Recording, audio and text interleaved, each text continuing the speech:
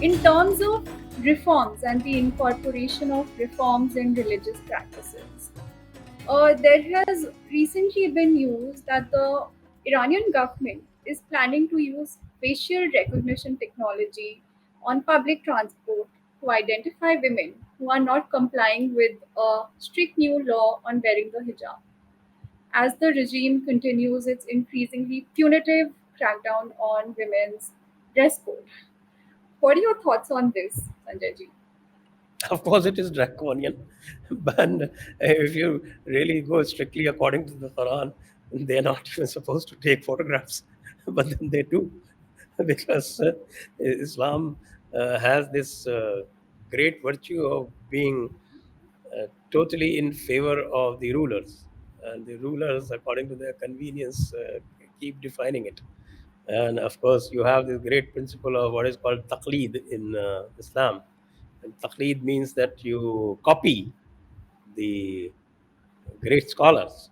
You don't have any other option, because if you don't copy, if you don't do taqleed of the alim or the ulama, then you go to hell.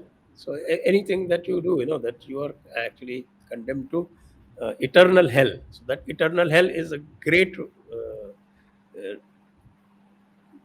I think, a great factor that regiments the Islamic societies.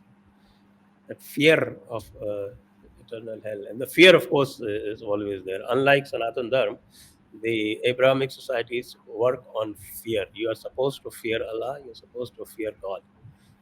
That fear is not a factor here in Sanatan Dharma. You are supposed to uh, love God. God is supposed to love you.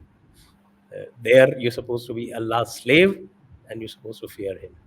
That's a very important distinction, and that's what mm, lends it to misuse by the people who are in power. So they define it the way they want, and you are supposed to do the taqleed, that is imitation of what they tell you, and that is supposed to be part of the theology.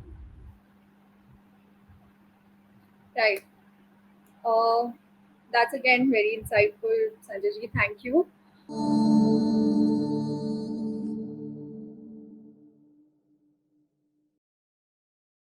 Please remember to subscribe to us and switch on the notifications for this channel.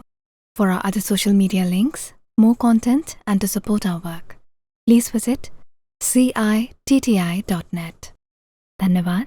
Namaskar.